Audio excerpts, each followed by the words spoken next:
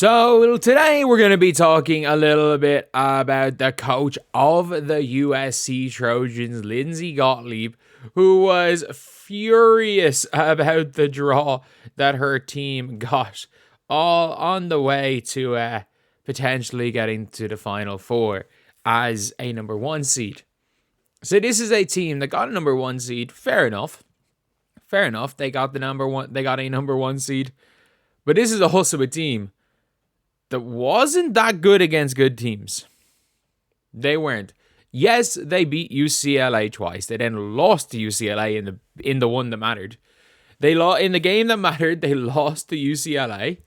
And also, they lost to Notre Dame pretty badly. Like, they were out of that game when JuJu started her stat padding. And then they also lost to Iowa. They lost to an unranked team.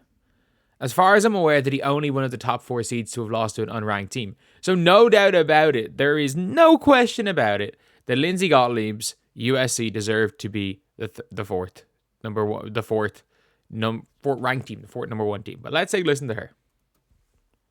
Be a one seed and feel disrespected, but I thought the committee, I thought there would be very little chance we would be the number 4 overall number one. And so, we've got a big game here on Saturday against UNCG, and we'll handle it accordingly. But you tell me if you think that bracket that we got should have been the one that it was. I can't speak for the players. I think they're excited to play, but this was not on my bingo card to be a little bit, frustrated after being a one seed, and it's not, an arrogance of any kind. I think there's a lot of really good teams, and you got to play the first game in front of you and earn your way from there, and that's what we'll do. But sometimes I don't understand people who make decisions in women's basketball and why they do what they do, and certainly with this committee, I would love to. So, who were the teams ranked ahead of her? Texas were the third, if I'm not mistaken, Texas were the third ranked number one team. Texas were the number one overall ranked team in the whole of women's college basketball. They got to the SEC tournament final and lost to South Carolina. Texas lost, I think, 3 games on the year. USC were hovering at times around the 7th ranked team in the nation. They then beat UCLA twice. After losing to Iowa, they lost to Notre Dame.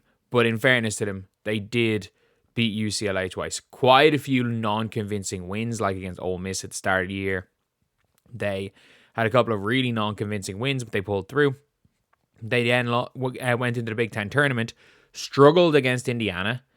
They got really lucky to beat Indiana. They struggled against Michigan till the fourth quarter. And then they went out and were dominant early against UCLA and blew it.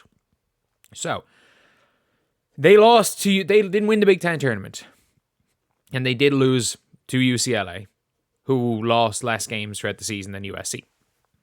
And then, after that, there was USC had one, other than their game against UCLA, they had a really good win against UConn,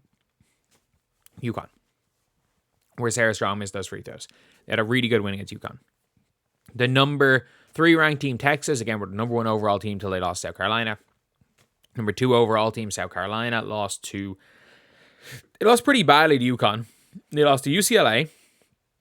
They lost to Texas by 4. They also beat Texas. And they got destroyed by UConn, but they won the SEC tournament. And they were the number 2 seed. Dawn Staley freaked at them being the number 2 overall team, but I'm like, of course, you literally lost a game by 30. You lost by 30. And to be honest, in my opinion, the only team that should feel hard done by is UConn. Genuinely. I understand they lost to Tennessee, but at least Tennessee were ranked and didn't lose by 30. But yeah, so the number 1 overall team is UCLA. They lost 2 games. They beat South Carolina. They lost 2 games. They beat USC. I know they played them 3 times, only beat them once, but they beat them in the game that mattered. So UCLA are the number 1 team. There's no argument for USC to be top. There is more of an argument for USC to be a 2 seed and for UConn to be that 4th team than there is for USC to be anywhere other than 4th. But I think they got it right. She just freaked they're playing UConn. Because she knows they're not going to beat UConn. Like, I don't know if they get... First of all, I don't know if they get to UConn. Like, that is a fact. Like, I don't know if they get to see UConn. There is a possibility, not a great possibility, But like, there is like, there is a possibility they don't even get to UConn. Like, they have to face Kentucky, and it's going to be an interesting game. And this is a team that I genuinely don't even trust against average teams. Like, they are a really good defensive team. They are a terrible offensive team. Like, it is literally JuJu, go score. And if JuJu can't score, then it's Kiki, go score. And if neither of them can go score, then it's, well, we're just not scoring this possession. Like, that's literally it. It is go ISO. Coach, can I get some spacing on the floor? No, you got 2 inside bigs on the floor with you at all times. Yes, they are a really good team when it comes to, like, their defense. But they're not, if they're playing in the tournament setting, they're not going to be the full court press the whole time. And their on-ball defense, like, their best perimeter defender is Kiki Iriafen. JuJu Watkins is a great help side defender. Ray Marshall can grab bigs. But, like, I don't know. First of all, they're just not going to beat UConn. They're not. There's just a near 0% chance they beat UConn. Like, they have the same flaws as last year. Yes, they had a Kiki Iriafen, but UConn are better than last year. And I just don't see them making the Final Four this year. I really don't. Like, if you're USC, best option for you is probably JuJu. Go get your stats up. Go beat Kelsey Mitchell's record, because with Caitlin's junior and senior year, you're not going to catch her. So just beat Kelsey Mitchell's record and, you know, be like, okay, yeah, all's good. At least I hold the record for top scoring after 2 seasons. And then come back next year with a really good recruiting class, with Paige Beckers being gone from UConn, with South Carolina still freaking being South Carolina, and just pray. South Carolina are losing to Hina Pow Pow. It's not actually that big a loss for them.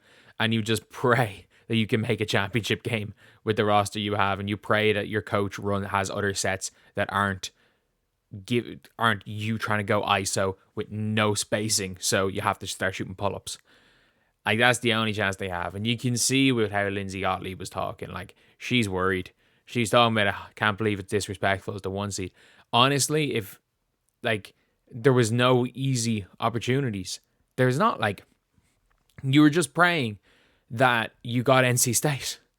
Like, that's basically what you wanted, what you were going to do, because that's the way the prediction was. You were predicted to get NC State. You were praying that the number 2 seed that you got was NC State, and that you were in the side of the bracket that, like, where NC State was the 2. Sorry, it wasn't even NC State. It was the TCU as the 2 seed. That you were going to get TCU. That it was TCU, maybe a Notre Dame, who you guys could beat. You just never know. But UConn's UConn. Like, I think even though they're a 2 seed, UConn are my favorites to win it all. They're peaking at the right time. But yeah, you can see Lindsay Gottlieb scared. But anyway, that's the video. I'll see you guys.